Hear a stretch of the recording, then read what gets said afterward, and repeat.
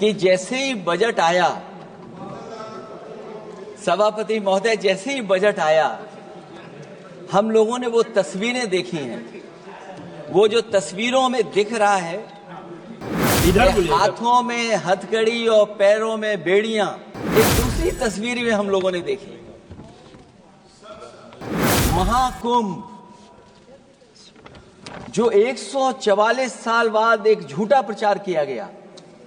अगर लोग तकलीफ में रहे, परेशानी में रहे, और ये पहली बार हुआ होगा ऐसा कि लोग 300 किलोमीटर के जाम में फंस गए।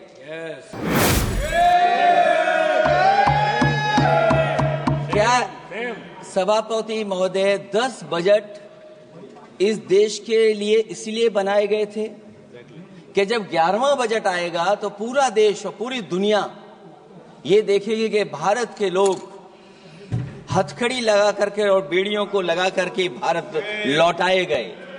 सभापति महोदय, मैं आपके माध्यम से ये बात कहना चाहता हूं कि अमेरिका जा रहे हैं तो पिछली बार हीरा लेकर के गए थे,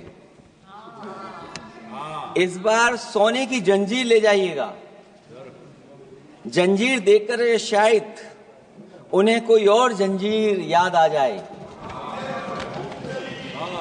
और हो सभापति महोदय, हो सके तो कुछ बच्चे और महिलाओं को अपने साथ तो नहीं, किसी और जहाज में साथ लेते आएगा। वो जहाज भी तो भारत का ही होगा। इतना हक तो उनका बनता ही है कि कम से कम दूसरों की ठगी से शिकार कुछ लोग तो बाइज्जत देश लौट सकें।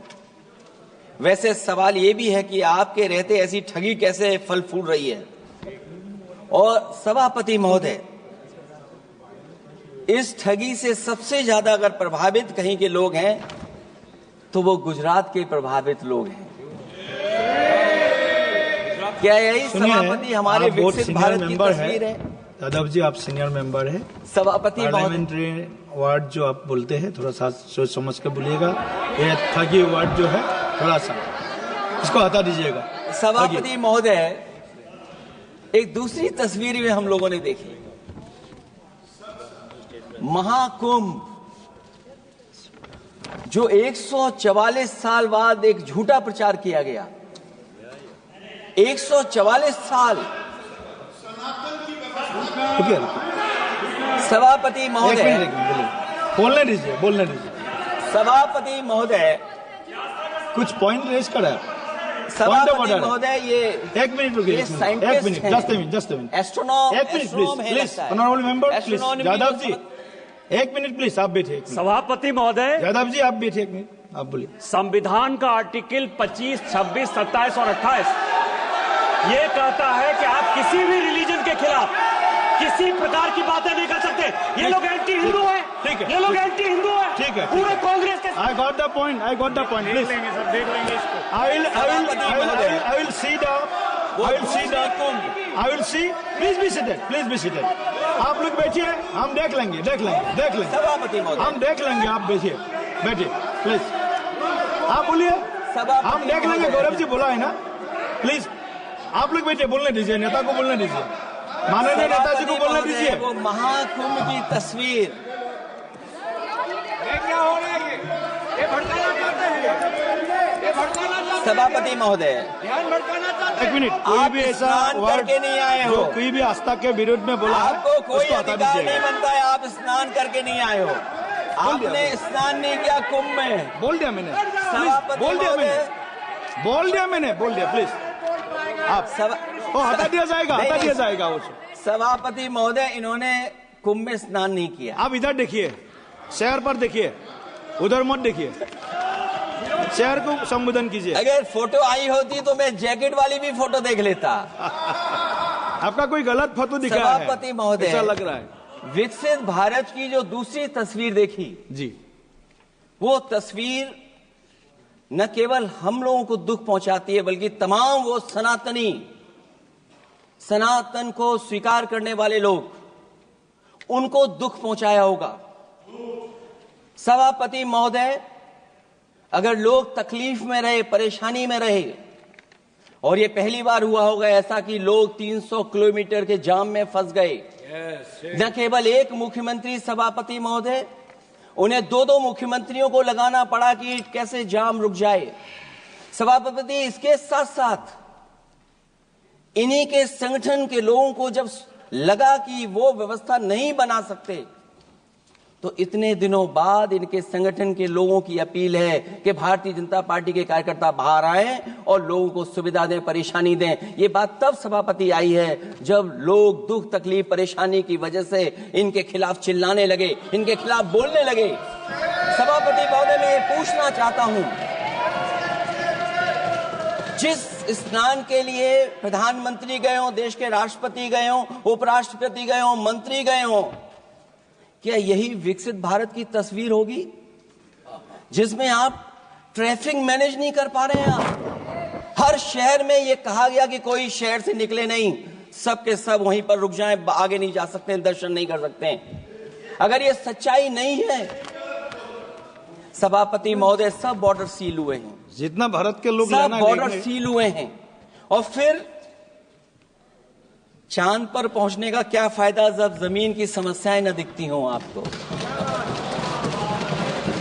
जमीन की समस्याएं न दिखती हों। और सभापति महोदय, मैं सरकार से जानना चाहता हूं, वो ड्रोन कहां हैं? वो जो डिजिटल इंडिया की बात कही गई थी, वो कहां है? जो लोग अभी तक इस बात की डिजिट नहीं दे पा रहे हैं कि कितने लोगों की जान गई है, कितने लोग वहां पर खो गए हैं। सभापति महोदय, इधर विज्ञापन और कार्टूनों की बड़ी चर्चा हो रही थी। मुझे याद है कि एक दिन मैंने अखबार देखा, अंग्रेजी अखबार, और मैं समझता हूं ये माननीय सदस्य जितने लोग रहे होंगे उन्होंने वो अखबार जरूर देखा होगा, न्यूज़पेपर, और उसके फ्रंट पेज पर एक विज्ञापन था, और उस विज्ञापन की जो तस्वीर थी उसमें एक जानवर, मुझे पहचान में नहीं आ रहा, वो शायद गधा रहा होगा, वो जेल के अंदर है। मेरा मन नहीं माना, मैंने उसी दिन सरकार को जगाने के लिए लिखा, और मैं आज सभापति महोदय सरकार के माध्यम से जानना चाहता हूं कि डिजिटल इंडिया करते करते साइबर क्राइम, साइबर लूट और डिजिटल अरेस्ट कितना बढ़ गया है। और जो विज्ञापन दिया था, इस जानकारी के बाद वो विज्ञापन दोबारा अखबार में नहीं आया। वो विज्ञापन की तस्वीर मैं नहीं दिखा सकता हूं, मैं समझता हूं माननीय मंत्री जी उस विज्ञापन को जानते होंगे और देखा होगा उन्होंने। जो विज्ञापन दिया, जनता का भारतीय रिजर्व बैंक से यह सवाल है कि वो अपने ऐसे विज्ञापनों में किसको चित्रित कर रहे हैं और क्यों, और वो कहां से आया है? क्या यह कोई प्रतीकात्मक चित्रण है? यदि हां, तो वो जानवर किसका प्रतीक है? क्या उस सिस्टम का जिसके कंधे पर स्वच्छ और सुरक्षित बैंकिंग की नैतिक जिम्मेदारी है, या उस मंत्रालय का जिसको सुरक्षित बैंकिंग का दायित्व निभाना चाहिए? अगर ये चित्रण जनता को दिखाना चाह रहा है कि ये बहुत ही अनैतिक भी है, जनता इसके लिए मानहानि का दावा भी कर सकती है। अगर आरबीआई यही दिखाना चाह रहा है, तो आप अपने खाता धारकों के प्रति बैंक का ऐसा नकारात्मक रवैया न केवल आपत्तिजनक है, बल्कि घोर निंदनीय भी है। आरबीआई ऐसे विज्ञापनों से नहीं, बल्कि अपने सिस्टम को चुस्त दुरुस्त करके वह जनता में बैंकिंग साक्षरता और बैंकिंग सजगता जागरूकता अभियान चलाकर जनता को सचेत और सावधान करें। उसी के बाद मैं समझता हूं, जब भी हम लोग मोबाइल खोलते हैं, कोई ना कोई आवाज सुनाई देती है उसके अंदर। क्या सभापति महोदय, डिजिटल अरेस्ट के माध्यम से लाखों लाख रुपया नहीं लूटा जा रहा है? आखिरकार उसके लिए जिम्मेदार कौन है? कौन जिम्मेदार है उसके लिए? जो बजट दिया है, जो बजट में बातें निकल करके आ रही हैं, बजट में पीडीए के उत्थान के लिए कुछ भी नहीं है सभापति महोदय। और जो लोग अपनी जीडीपी की न जाने कितनी कहानियां बताते थे, आज वो जीडीपी रेट क्यों कम होता चला जा रहा है? क्यों जीडीपी 6.4% के आसपास पहुंच गई है? न केवल जीडीपी, बल्कि आज अगर हम 87 रुपए लेकर के ही $1 ले सकते हैं। कभी डॉलर को नीचे गिरने की कहानी कहीं किसी से जोड़ दी गई थी। आज सोचिए कितने रुपए हम इकट्ठे करते हैं तब जाकर के हमें $1 मिलता है। क्या सरकार के पास इसका कोई जवाब है? इस ग्रोथ रेट के कम होने का कारण जो सभापति महोदय मुझे समझ में आता है वो इन्वेस्टमेंट की कमी और कंजप्शन की कमी है। ये देश की आर्थिक विकास की स्थिति पर प्रश्न चिन्ह लगाता है। और यही नहीं, सभापति महोदय, जो भेदभाव बढ़ता चला जा रहा है, जो खाई पैदा होती जा रही है, इन्हीं के आंकड़े बताते हैं कि खाई कितनी है। मुट्ठी भर लोगों के पास पूरे देश की संपदा पहुंच गई। जो ज्यादा लोग हैं वो गरीब हैं। उनके जीवन यापन के लिए 80 करोड़ लोगों को आपको राशन बांटना पड़ रहा है। क्या यही विकसित भारत की तस्वीर है? और फिर दुनिया में हम पर कैपिटा इनकम में कहां खड़े हैं? अगर हम केवल सरकार से, सभापति महोदय, आपके माध्यम से जानना चाहें कि जिन परिवारों को आप राशन दे रहे हैं उन परिवारों की पर कैपिटा इनकम क्या है, और अगर विकसित भारत की तस्वीर लेकर के ये सरकार चलना चाहती है तो कम से कम सरकार की सभापति महोदय जिम्मेदारी बनती है कि जो 80 करोड़ लोग राशन पा रहे हैं उनके आपकी पर कैपिटा इनकम क्या है। एक बहुत प्रिय काम सरकार का है, इतना प्रिय है कि उसका नाम बदल करके इज्जत घर कर दिया गया। मुझे याद है कि एक छत्तीसगढ़ में बुजुर्ग मां जिसने बकरी बेच करके अपना शौचालय बनाया था, और बकरी बेचने के बाद शौचालय जब बनाया तो देश के प्रधानमंत्री जी ने उनका सम्मान किया। आखिरकार सवाल यह है कि बकरी उसे क्यों बेचनी पड़ गई? इसका मतलब यह है कि आपकी जो बनाई हुई स्कीम है वो जमीन पर नहीं पहुंच रही है, उसके लिए पर्याप्त पैसा नहीं पहुंच पा रहा है। आखिरकार पैसा क्यों नहीं पहुंचा, ये तो सरकार की जिम्मेदारी है।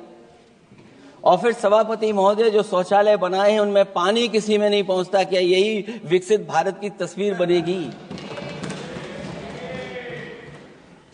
वैसे तो सभापति महोदय, हम लोग डबल इंजन बहुत सुनते थे, और अब इस बजट में 2 इंजन और बढ़ गए हैं। सभापति महोदय, ये 4 इंजन वाला है बजट। 4 इंजन। लगता तो ऐसा है कि ये एक के बाद एक इंजन खराब हो गया होगा, इसीलिए इन्हें 4 इंजन लगाने पड़े हैं। ये जनता को धोखा दे रहे हैं 4 इंजन की बात कर करके।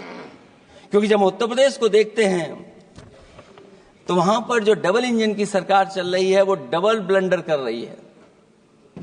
उनके डबल ब्लंडर देखने को मिलने हमें। और अगर ये 4 इंजन की सरकार है, जो सबसे पहला इंजन है सभापति महोदय, वो हमारे किसान और कृषि का है। 10 साल गुजरने के बाद भी और इतने बजट आने के बाद भी आज तक किसानों की आय दोगुनी नहीं हुई। यह हमारे तमाम माननीय सदस्य समय समय पर अपने क्षेत्र की जो समस्या है फसल को लेकर के सवाल खड़ा करते हैं। कई किसान नेता आंदोलन कर रहे हैं, अभी भी आंदोलन चल रहा है। सभापति महोदय, इस सरकार के पास जो विकसित भारत का सपना दिखा रही है, अभी तक किसान की आय दोगुनी कैसे हो उसका कोई रोड मैप नहीं है इनके पास। अगर कोई रोड मैप रहा हो तो बता दें हमें। और फिर एमएसपी की कानूनी गारंटी। सभापति महोदय, हजारों किसानों की जान चली गई। कि एमएसपी को कानूनी गारंटी मिले, लेकिन आज भी वो गारंटी नहीं मिल पा रही है। क्या यही हमारा विकसित भारत होगा जिसमें किसान को एमएसपी नहीं मिलेगी, उसकी कोई गारंटी नहीं है? जो किसान की आय दोगुनी का सपना ले रहे थे, उन्होंने स्वामीनाथन जी को भारत रत्न तो दे दिया, लेकिन उनके कही हुई बातों को अभी तक नहीं पहुंचा पा रहे हैं। जो फसलें दलहन तिलहन बढ़ावा देने के लिए जो मिशन की घोषणा की गई थी, वो क्या मिशन अभी पूरा हुआ है? क्योंकि अभी तक हम लोग तिलहन इंपोर्ट कर रहे हैं। दलहन तिलहन के बारे में पहले बजट से कहा जा रहा है, अध्यक्ष महोदय, आज भी हम लोगों को इंपोर्ट करना पड़ रहा है, और उसका परिणाम यह है कि हम अपने किसानों को जो लाभ देना चाहते हैं वो नहीं लाभ दे पा रहे हैं। प्रधानमंत्री धन धान कृषि योजना 100 पिछड़े जिलों के लिए घोषित हुई है, लेकिन इसके लिए कोई बजट नहीं दिया गया है। फल और सब्जी का उत्पादन को बढ़ावा देने के लिए भविष्य में योजना बनाई जाएगी। यही 4 इंजन की बजट है कि फल और सब्जी के लिए बाद में बजट बनाया जाएगा, बाद में बजट घोषित होगी, पॉलिसी क्या होगी वो बाद में तय होगा। कृषि क्षेत्र में रिसर्च और डेवलपमेंट के लिए अधिक धन की आवश्यकता है, शायद इस बजट में अध्यक्ष महोदय वो नहीं दिखाई दे रहा है। कृषि क्षेत्र में कार्यबल करीब 46% है, लेकिन जीडीपी में इसका योगदान केवल 18% है। किसानों की खराब आर्थिक स्थिति को दर्शाता है कि अभी हमारा किसान गरीब है। फसल बीमा योजना, मुझे याद है फसल बीमा योजना को लेकर के न जाने कितना प्रचार किया गया, लेकिन सच्चाई तो यह है कि जब क्लेम करने की बात आती है तो जो आंकड़े बताते हैं वो अभी भी 3% से ऊपर नहीं पहुंच पाए हैं। किसान के कर्ज के कारण किसान आत्महत्या कर रहा है। क्या विकसित भारत की यही तस्वीर होगी कि लाखों लाख किसान हमारा आत्महत्या कर ले? अब तो सुना है कि वो आंकड़े भी आना बंद हो गए हैं। हमें किसान के ऊपर कर्ज और कर्ज के ऊपर कर्ज नहीं बनाना है। जिस तरीके से आप बड़े बड़े उद्योगपतियों का ध्यान रखते हैं कि उनका समय समय पर कर्ज माफ करते हैं, मुझे पूरा भरोसा है कि हमारे देश के किसानों का भी कर्ज माफ होना चाहिए, उनको कर्ज से मुक्ति दिलाना चाहिए। अगर क्लाइमेट चेंज की बात होगी तो सबसे पहले असर अगर किसी पे पड़ेगा तो सबसे पहले प्रभावित अगर कोई होगा तो हमारा किसान प्रभावित होगा। उसके लिए क्या आपके पास रोड मैप है? हमारे माननीय सदस्यों ने बहुतों ने कहा है जीएसटी को लेकर के न जाने क्या क्या सरकार बनाती है और जीएसटी से लगातार व्यापारियों को उलझा रही है। जब तक जीएसटी के बारे में व्यापारी समझ पाता है तब तक जीएसटी को बदल देते हैं, तरीका बदल देते हैं। अभी भी किसानों के जितने भी इक्विपमेंट हैं उनमें 18-12% जीएसटी लिया जा रहा है। कम से कम अगर विकसित भारत का सपना ये सरकार देख रही है तो सभी के सभी एग्रीकल्चर इक्विपमेंट जो हमारा किसान इस्तेमाल करता है उस पर 0 जीएसटी होनी चाहिए। मैन्युफैक्चरिंग सेक्टर को बढ़ावा देने के लिए और कई योजनाएं सरकार लाई है। भंडारण की सुविधा किसको मिल रही है? सभापति महोदय, भंडारण को लेकर के भी सरकार का कोई रोड मैप जरूर होना चाहिए। ये कैसी अर्थव्यवस्था है अध्यक्ष महोदय, जहां पर अर्थव्यवस्था को तो हम 3रे नंबर पे पहुंचा रहे हैं, लेकिन नौकरी और रोजगार उसके पास नहीं है। ग्रोथ है, ग्रोथ बताना चाहते हैं, लेकिन रोजगार और नौकरी नहीं है। जो इनके मैन्युफैक्चरिंग के तमाम मिशन थे, नेशनल मैन्युफैक्चरिंग मिशन, जब तक इन्वेस्टमेंट का वातावरण नहीं सुधरेगा तब तक इन्वेस्टमेंट नहीं हो सकता। हमारा नेशनल मैन्युफैक्चरिंग मिशन आगे नहीं बढ़ सकता। दूसरा इंजन इन्होंने बताया एमएसएमई, और एमएसएमई को लेकर के बहुत चिंता व्यक्त की। बजट भाषण में एमएसएमई सेक्टर को विकास का द्वितीय इंजन बताया गया, जो सही है, परंतु एमएसएमई के विकास के लिए बजट में कोई विशेष व्यवस्था नहीं की गई है। भारत में एमएसएमई के क्षेत्र में 11 करोड़ लोगों को रोजगार प्रदान करता है और इसमें सबसे ज्यादा रोजगार मिलता है, जो कि हमारी माइक्रो यूनिट्स हैं, उनके लिए कोई योजना नहीं है। उनको विशेष मदद के लिए कोई प्रावधान न पहले किया गया न इस बजट में किया गया है। मैं केवल यूपी के बारे में कहना चाहता हूं कि यूपी में लगभग 96 लाख एमएसएमईज हैं, लेकिन केवल 14 लाख पंजीकृत हैं। पूरे देश में 6 करोड़ हैं। एमएसएमई के विपरीत केवल 1 करोड़ पंजीकृत हैं। अध्यक्ष महोदय, अगर 96 लाख एमएसएमईज हैं केवल यूपी में, 6 करोड़ पूरे देश में हैं और पंजीकृत केवल 14 लाख और 1 करोड़ हैं, तो इसका मतलब यह है कि ज्यादातर एमएसएमई सेक्टर को सरकारी योजनाओं का कोई लाभ नहीं पहुंच पा रहा है। मुझे उम्मीद है कि एमएसएमई को लाभ पहुंचाने के लिए सरकार जागरूक होगी और अपनी डबल इंजन सरकारें जहां जहां चल रही हैं उनको जगाने का भी काम करेंगे। अध्यक्ष महोदय, एक समय ऐसा भी था जब लोग बजट के आने पर खुश होते थे, क्योंकि बजट नई उम्मीद जगाता था, देश और जनता को आगे की ओर ले जाता था। लेकिन भाजपा सरकार के बजट में न देश के विकास के लिए कुछ होता है, न जनता की तरक्की के लिए। बजट मायूसी लेकर नहीं आना चाहिए। बजट देश का आर्थिक मानचित्र होता है। वो दर्शाता है कि किस तरह पूरे देश का संतुलित, मतलब हर राज्य का बराबर विकास हो, और जो भी राज्य या क्षेत्र भौगोलिक, शैक्षिक, सामाजिक, राजनीतिक कारणों से पिछड़ गया है, उसके लिए कैसे प्रावधान किए जाएं जो वो भी मुख्य धारा से जुड़ सके। वर्तमान में बैलेंस डेवलपमेंट की नीति पिछड़ती जा रही है। मैंने कई मौकों पर कहा है और आज फिर दोहरा रहा हूं कि अध्यक्ष महोदय, सच्चा विकास वही होता है जो भेदभाव मिटाता है। अच्छा बजट किसी देश को हर दिशा में विकास का रास्ता तैयार करता है। इन्हीं अर्थों में बजट लोकतांत्रिक होता है, जो समाज के हर वर्ग के लिए लाभकारी होता है। ये सबसे आखिरी व्यक्ति को ताकत देकर के उसे आर्थिक मुख्य धारा से जोड़ता है। ये बजट होता है।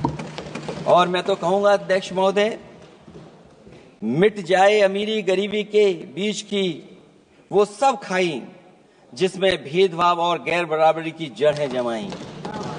बजट के अंदर उसके लिए हमेशा एक दिल धड़कना चाहिए, जो आज भी भूख के सूचकांक के आंकड़े बनाकर देश के दिखावटी विकास के सच का भंडाफोड़ कर रही है। भूख मिटे, महंगाई घटे, यही बजट का सबसे बड़ा नारा होना चाहिए। निर्बल को सबल बनाना, निराशा को आशा में बदलना ही बजट का मानवीय पहलू होना चाहिए। बजट का सबसे बड़ा सिद्धांत कमजोर के प्रति हमदर्दी होना चाहिए।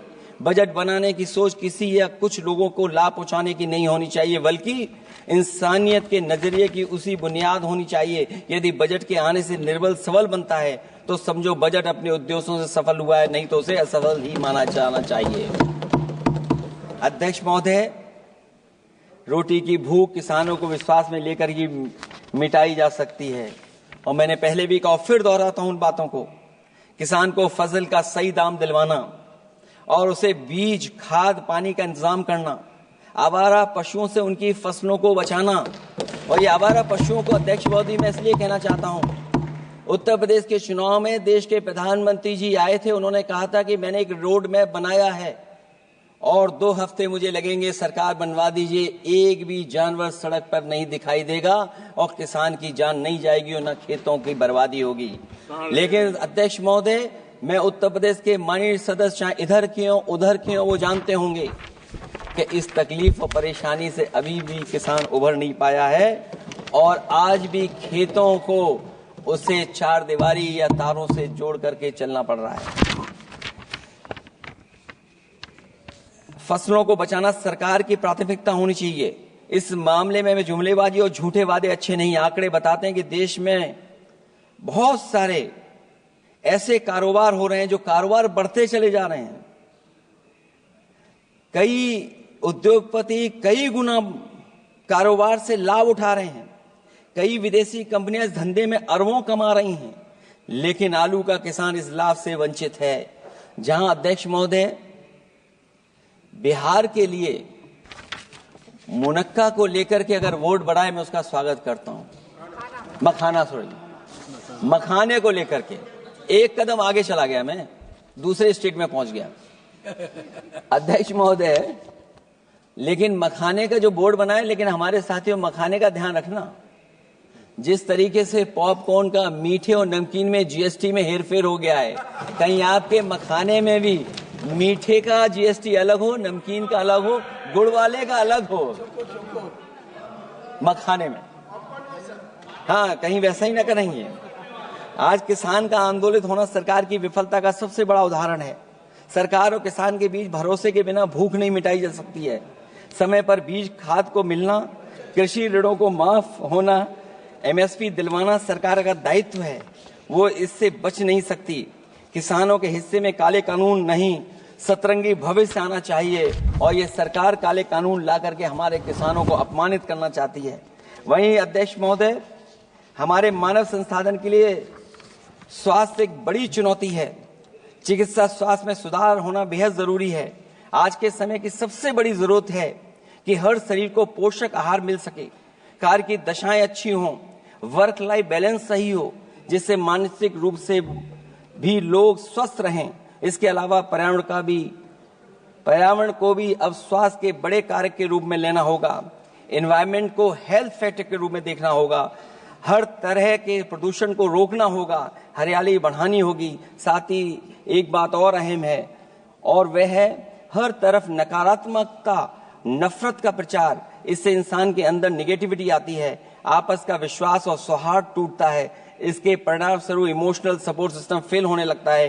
फेक न्यूज लोगों को मानसिक रूप से धीरे धीरे बीमार बना रही है। इसे हर हाल में रोकना होगा। और अध्यक्ष महोदय, इसमें विपक्ष से ज्यादा सरकार की जिम्मेदारी है, क्योंकि कई मौकों पर हम लोग देखते हैं कि सरकार जितना अपने आप का प्रचार करना चाहती है, उससे ज्यादा दूसरों को कैसे बदनाम किया जाए उसके लिए प्रचार करती है। ये शायद सरकार की जिम्मेदारी बड़ी बनती है। इससे देश के मानव संसाधन में जो जानबूझ करके आपसी अविश्वास बढ़ाया जा रहा है, और समाज में सौहार्द को भी जानबूझ करके घटाया जा रहा है, जिससे कुछ लोग अपनी सियासी रोटियां सेक सकें। इसके लिए सख्त कानून लाना चाहिए अध्यक्ष महोदय। एक तरफ सरकार लोगों को सही इलाज नहीं दे पा रही है, दूसरे जीवन और स्वास्थ्य बीमा पर भी टैक्स लग रहा है। सरकार मुनाफा कमाने के लिए नहीं बनती है, बल्कि जनता के कल्याण के लिए बनती है। ये बात कुछ लोगों को याद रखनी चाहिए। अगर आप अध्यक्ष महोदय, अगर काम है भी तो सही दाम नहीं मिल रहा है, ये बात अगर एक पढ़े लिखे युवा के लिए सही है, तो एक मजदूर के लिए भी दिन भर कमर तोड़ मेहनत तो करता है, लेकिन उतना पैसा मजदूरी में नहीं पाता है कि अपनों का अपना पेट भर सके।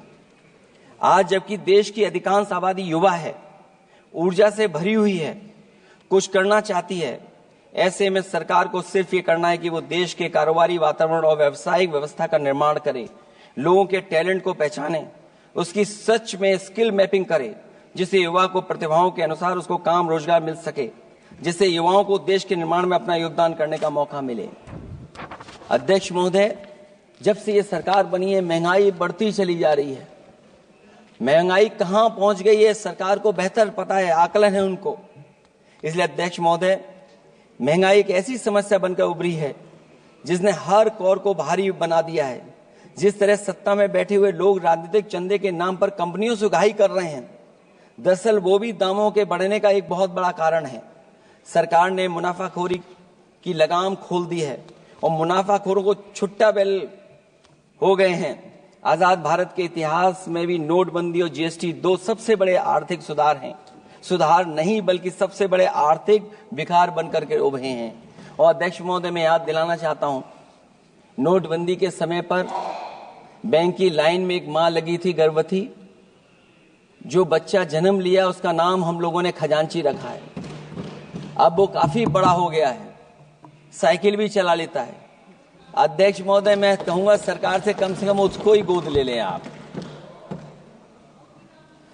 अध्यक्ष महोदय, मैं चाहूंगा कि आप उसको गोद ले लीजिए। नाम जब आप गोद ले लेंगे तो नाम भी आप अपने हिसाब से रख पाएंगे। किसी भी आर्थिक सुधार का लक्ष्य होता है कि आर्थिक गतिविधियां सुचारू रूप से चल सकें और आसान होंगे, जिससे अर्थव्यवस्था दिन दूनी रात चौगुनी तरक्की करे। लेकिन इन सुधारों के आने के बाद से अर्थव्यवस्था की गति कछुआ की चाल जैसी हो गई है, जिसकी प्रमाण है कंपनियों की ग्रोथ का काम होना, उनकी बिक्री का घट जाना, यहां तक कि फास्ट मूविंग कंज्यूमर गुड्स भी 2% से ज्यादा आगे नहीं बढ़ पा रहा है। इसका सीधा मतलब यह है कि लोगों के पास पैसों की किल्लत हो गई है और वो रोजमर्रा की जरूरत तक खर्च नहीं करना चाहते हैं। ऐसे में उनकी बचत कहां से होगी, और जब बचत नहीं होगी तो लोग क्या तो खाएंगे और क्या बाजार में लगाएंगे। लोगों में भविष्य को लेकर कितनी अनिश्चितता और चिंता है कि वो अपने जमा पैसे अपने पास ही रखना चाहते हैं। इसलिए व्यापार में बढ़ोतरी नहीं हो पा रही है, बैंकों में भारी किल्लत है, पूंजी का निर्माण नहीं हो पा रहा है और लोग निवेश के लिए आगे नहीं आ रहे हैं। और इसलिए मैं अध्यक्ष महोदय कहना चाहता हूं कि उत्तर प्रदेश सरकार ने एक बहुत बड़ा आयोजन किया था, इन्वेस्टमेंट मीट, 40 लाख करोड़ का एमओयू हुआ। मैं अध्यक्ष महोदय आपके माध्यम से जानना चाहता हूं सरकार से, अध्यक्ष महोदय मैं आपके माध्यम से सरकार से जानना चाहता हूं कि जो अपने आप को डबल इंजन की सरकार कह रहे हैं, वो उत्तर प्रदेश के इन्वेस्टमेंट के लिए क्या सहयोग कर रहे हैं। ये दुर्भाग्यपूर्ण है कि आत्मनिर्भरता की बात करते हुए भी हमारा शेयर बाजार विदेशी निवेशकों पर निर्भर करने लगा है। जब वो पैसे लगा देते हैं तो शेयर बाजार में उछाल आ जाता है, नहीं तो उसे धड़ाम होते देर नहीं लगती है और एक एक दिन में हमारे निवेशकों का लाखों करोड़ों का नुकसान हो जाता है। इसका एक बड़ा शिकार हमारी युवा पीढ़ी भी हो रही है, जो देखा देखी में पैसे तो लगा देती है, लेकिन शेयर की खरीद फरोख्त से पैसा कमाने वाले बिचौलियों की गहरी चाल को समझ नहीं पाती है। ये खेल बंद होना चाहिए और जिम्मेदारी सरकार की बनती है कि खेल ये बंद हो। सेबी को अपना काम निष्पक्ष करना चाहिए और अर्थव्यवस्था की निगरानी व्यवस्था सच्ची नीयत के साथ सजग और सचेत होनी चाहिए। सिक्योरिटी मार्केट से बाहर होनी चाहिए। अध्यक्ष महोदय, आज जिस तरह विदेशी निवेशक धीरे धीरे भारतीय बाजार से अपना पैसा बाहर निकाल रहे हैं, वो दर्शाता है कि हमारी अर्थव्यवस्था से अब उनका भरोसा उठ गया है। उन्हें दूसरे देशों से अधिक लाभ कमाने की उम्मीद है, इसलिए वो अपना पैसा यहां से निकालकर दूसरे देशों में लगा रहे हैं और हमारा शेयर मार्केट उनकी वजह से हिचकोले खा रहा है। अध्यक्ष महोदय, मैं अपने बात को ज्यादा बड़ा लिख दिया।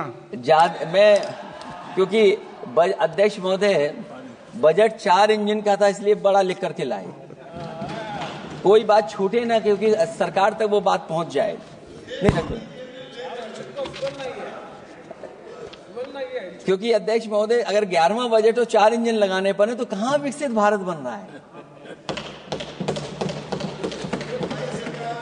जीएसटी को भ्रष्टाचार से मुक्त करना होगा, व्यापारियों के प्रति विश्वास जताना होगा। यदि टैक्स की व्यवस्था और दर सही होगी तो सब आसानी से टैक्स भर देंगे। हाई टैक्स रेट दरअसल भ्रष्टाचार को बढ़ावा देती है, इससे राजस्व की हानि होती है। सच में लोग काम कारोबार करना चाहते हैं, कर की चोरी नहीं करना चाहते हैं। इसलिए टैक्स की रेट को तार्किक बनाना और टैक्स सिस्टम को इजी करने की से ही अर्थव्यवस्था में गति आएगी। निवेश के लिए दुनिया वापस हमारे देश की ओर देखेगी। मैं अध्यक्ष महोदय अर्थव्यवस्था के संबंध में एक गंभीर मुद्दा मैं बताना चाहता हूं। एक बहुत गंभीर मामला है पलायन का। पलायन के मामले में एक बहुत बड़ा विरोधाभास हमारी अर्थव्यवस्था के लिए चुनौती बन रहा है।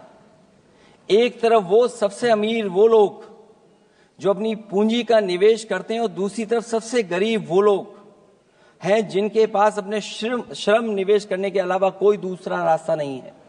ऐसे हजारों अरबपति बाहर के देशों में ज्यादा उम्मीद देखते हुए अपनी पूंजी लेकर देश छोड़कर जा रहे हैं। वहीं दूसरी तरफ जो सबसे गरीब लोग हैं वो राज्यों के असंतुलित विकास की वजह से अपने राज्यों से पलायन कर रहे हैं। इस महा समस्या का सबसे बड़ा शिकार हमारा उत्तर प्रदेश है, जहां नौकरी और अवसरों की भारी कमी है, जहां विकास टीवी, अखबारों, होर्डिंग में तो दिखता है, लेकिन जमीन पर नहीं। जब पूंजी और श्रम के निवेश के लिए आंतरिक वातावरण बनेगा, तभी सच्चा विकास होगा। बजट अपने उद्देश्यों को प्राप्त करेगा, अर्थव्यवस्था लाभ के लोभ से मुक्ति होगी और बजट एक लोकतांत्रिक देश के जन कल्याण के सही दिशा में आगे बढ़ेगा। अध्यक्ष महोदय, बजट विकास में तेजी लाने का इसका मतलब यह है कि पिछले 11 सालों के भाजपा ने विकास के लिए कछुए की चाल चली है। जब उन्होंने समावेशी विकास सुनिश्चित करने के लिए संकल्प लिया, तो ये बात खुली की हुआ है। मतलब कुछ लोग वहताशा आगे बढ़ गए हैं और बाकी नीचे की ओर जा रहे हैं। निजी क्षेत्र के निवेश में को नई जान डालने की बात करने का अर्थ ये निकलता है कि भाजपा राज में निजी क्षेत्र बेजान हो गया है। नोटबंदी और जीएसटी के लिए सुधार नहीं, विकार साबित हुआ। अध्यक्ष महोदय, परिवारों के मनोभाव में उल्लास भरने की बात करने वो स्वीकार कर रही हैं, लोगों को मुस्कुराना बंद कर दिया है। अच्छे दिन न इनके राज में आए हैं और न आएंगे आने वाले समय में भी। भारत के बढ़ते मध्यम मार्ग को खर्च करने की शक्ति को बढ़ाने की बात तो मतलब है कि मध्यम वर्ग के हाथ खाली हैं। आज आप आयकर की बात कर रहे हैं। हम लोगों ने बहुत पहले इस बात की मांग की थी, इसलिए कि 12 लाख के कम से कम उनको कर से। वित्त मंत्री जी ने कहा कि हम सब मिलकर के अधिक संपन्नता लाने और विश्व में अपना स्थान बनाने और अपने राष्ट्र की अनंत क्षमता को बढ़ाने के लिए अपनी यात्रा कर रहे हैं। तो उनकी असली मतलब ये था कि वो बस चल रहे हैं। ये यात्रा निरर्थक है।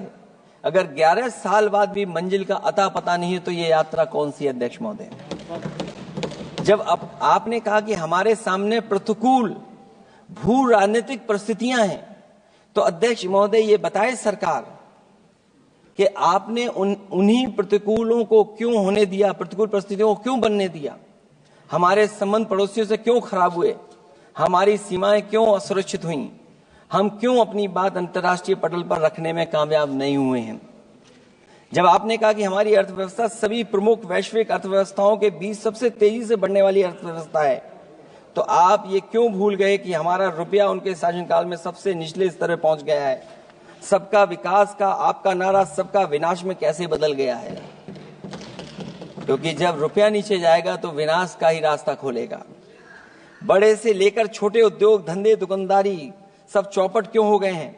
मेक इन इंडिया, मुद्रा योजना, स्किल इंडिया, ये सब नाकामी की किताब के चैप्टर कैसे बन गए? वहां सवाल ये कि कैसे व्यापार कारोबार केवल कुछ लोगों के हाथ में ही सिमट गया और बाकी सबका काम धाम क्यों मिट गया? अध्यक्ष महोदय, हम भी मानते हैं कि कोई देश केवल उसकी मिट्टी से नहीं है, बल्कि देश उसके लोगों से है। लेकिन आप लोग ये बात सिर्फ कहते हैं, करते नहीं हैं। जनता आपके लिए बस नारे का विषय है। आप कहती हैं कि हमारे लिए विकसित भारत में शामिल हैं गरीबी से मुक्ति, 100% अच्छे स्तर की स्कूली शिक्षा, बेहतरीन सस्ती और सर्वसुलभ स्वास्थ्य सेवाओं तक पहुंच, 100% कुशल कामगार के साथ सार्थक रोजगार, आर्थिक गतिविधियों से 70% महिलाएं और देश को food basket of the world बनाने वाले किसान। अगर ये आपका लक्ष्य है, पर क्या आपके राज्य में अमीरी गरीबी की खाई नहीं बढ़ी? भूख के इंडेक्स में हम कहां जा पहुंचे हैं? स्कूली शिक्षा का बजट कम नहीं हुआ, स्वास्थ्य सेवाएं महंगी नहीं हुई, यहां तक कि अपने स्वास्थ्य बीमा पर भी टैक्स लगा दिया है। आपने योग्य लोगों को बेरोजगारी के अंधेरे में धकेला और आपके बड़े बड़े नेताओं ने तो यहां तक कह दिया कि कमी नौकरी की नहीं है, योग्यता की है। अपनी युवा पीढ़ी को हताश निराश करने का पाप आप लोगों ने किया है। कुशल कारीगर के नाम पर आपने युवाओं को डिलीवरी पर्सन बनाकर छोड़ दिया है। आपके राज्य में महिलाओं के खिलाफ अपराध के आंकड़े बढ़े हैं। ऐसे असुरक्षित माहौल में आप कैसे आर्थिक गतिविधियों में उनकी भागीदारी की बात कर सकते हैं? आपके मंत्रिमंडल में ही कितनी भागीदारी है, ये आपसे अच्छा और कौन जानता होगा। रही बात food basket of the world बनाने की बात, तो पहले आपसे आग्रह की आप अपने लोगों की थाली भर दीजिए। ऐसे हवाई जुमले उछालिए, कम उछालिए। इनमें अध्यक्ष महोदय, मैं अपनी बात को खत्म करता हुआ मैं अपनी बात को खत्म करता हूं, इतना ही कहना चाहता हूं कि इस बजट में जिन 6 क्षेत्रों में परिवर्तनकारी सुधार की बात कही गई है, उनमें से कराधान अब तक सफल नहीं होगा जब तक उसे सरल, पारदर्शी और ईमानदार नहीं बनाया जाएगा। जब तक विद्युत क्षेत्र को निजी हाथों में सौंपकर मनमानी वसूली से रोका नहीं जाएगा। शहरी विकास के नाम पर जब तक जमीनों कुछ धनवानों के हाथों में कौड़ियों के दाम बेचने का खेल खत्म नहीं किया जाएगा। खनन के नाम पर जब तक जल, जंगल, जमीन पर आदिवासी पारंपरिक अधिकार की हकमारी की हेराफेरी रोकी नहीं जाएगी और जब तक वित्तीय क्षेत्र और विनियामक सुधार की निष्पक्ष कोशिश नहीं की जाएगी। अंत में मैं अध्यक्ष महोदय इतना ही कहना चाहूंगा कि असली तरक्की है वही जो हर फर्क मिटाती है। असली तरक्की है वही जो हर फर्क मिटाती है, जो हर तरफ खुशहाली के गुलशन खिलाती है। इन्हीं शब्दों के साथ अध्यक्ष महोदय मैं धन्यवाद देना चाहता हूं। मैं इस बजट का विरोध करता हूं। ये रोड मैप कहीं नहीं दिखाता है कि जिससे विकसित भारत बने। बहुत बहुत धन्यवाद अध्यक्ष जी आपका।